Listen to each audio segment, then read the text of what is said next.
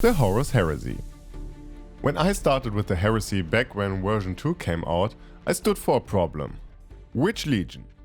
I was sold on the poster boys of 2.0 and I have no shame to admit that. My buddies took the Word Bearers, Sons of Horus and Death Guard. But since I always was a painter who thought too much about things, I stood for another problem. What is the art style of the Horus Heresy? How can we approach it and how can we represent it in our miniatures? So in this one you see me painting my custom console in Tartarus plate while talking about the art style of the Heresy, having this one as an example. So what makes the Horus Heresy? When I think about the Heresy, I think about a very brutal time period, so it would be fitting representing that in our miniatures.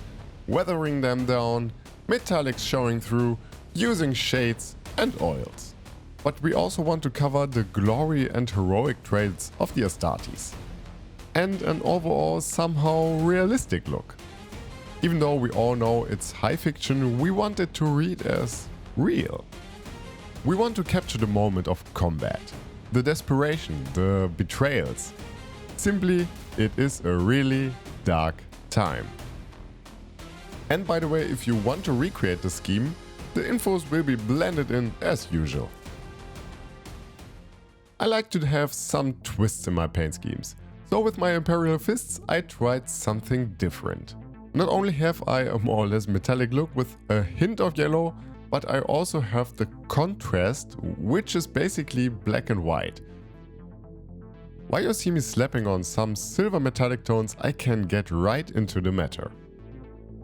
Since the silver is basically going down to a pure matte black, but also to a more or less pure and shiny white. By the way, as far as I know, many legions tend to have a very similar all-metallic pattern. Maybe you find something that appeals to you as well.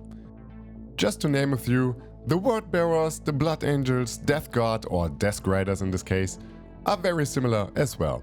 It is not only the Iron Warriors who call this their own. These patterns are mostly called the historical or veteran variant. And I guess if nothing helps, just imagine some lore-accurate things where your chapter just did not really have the time to paint the armor and just gave them the markings on their shoulders to be able to rush these men out as fast as possible. And by the way, if you like content like this, feel free to leave a like or a subscription. I also like to weather them down and give them a huge contrast without making them look comedic, as this would not really catch the point of this time period. I want my miniatures to look desperate, to look worn down by war against brother, so even my fist shall not look glorious, but battered down. For me it is always very important to find a way brightening up a color without making them look unrealistic. A good example here would be the yellow. I started with a brown and worked myself up to a very bright, almost white highlight. With this style of gradually brightening up a color, one gets a ton of information and visual interest, as it is not just flat yellow. This works really good with bright colors like yellow, pink and of course white, and needs a little more finesse with darker ones. For example, Ultramarines could be underlaid with a purple, Blood Angels can have a nice underlay of brown as well. World Eaters too. A stark contrast from brown to a white can look really realistic. Also, I personally like it when it looks a little rough, as I imagine that even in the 31st millennium the paint is just paint and would tear off if hit by a stray bullet or something else. When the new Mark II is coming out, I will make some tutorials about them, especially the ones I haven't covered on this channel, like Blood Angels, true Imperial Fists, and maybe some World Eaters. I will ask my patrons what they want to see and go with it. And if you want to support me, you can visit my Patreon page, get access to my Discord server and have voting power over the content here.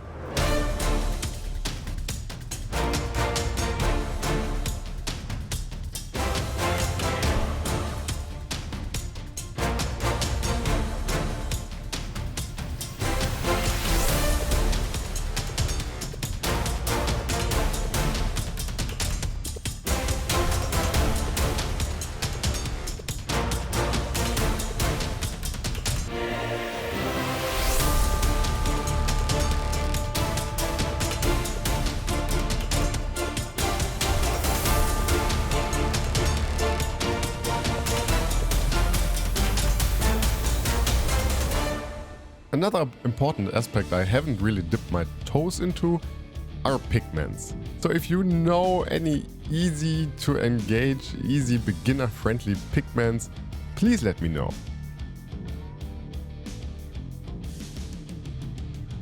I also weathered all the metallics, and there is more thought into it than it appears. I painted these metallics more or less with complementary colors. Using a blue where I have golds and using an orange or brown where I have silvers.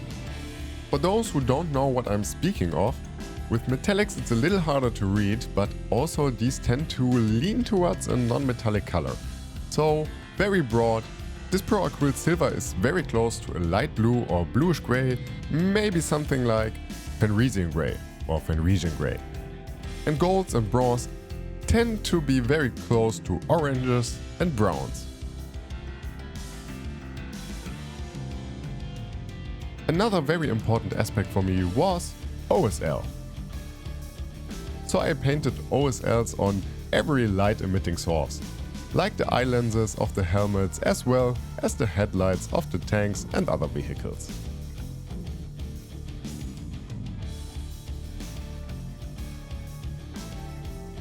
I think at this point he looks fairly realistic, at least for a wargaming miniature.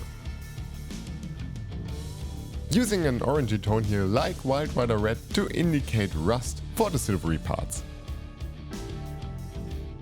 These colors are very heavily watered down, so they flow into the recesses and darken down when they are dry.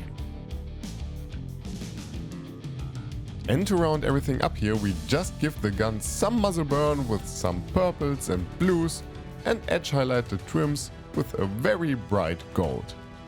And the rest of the armor with some silvery tones. So while you still see me edge highlighting these metallics, I used the time to reflect and summarize some things I learned while dipping into the Heresy. We have to paint a lots of Marines, or I guess miniatures in general for the Heresy. So we better do this efficiently and in a way we still enjoy it. For me this is definitely these metallic schemes, as I can focus on some points and do not really need to worry about the entire miniature, since the colored patches take the attention away anyway.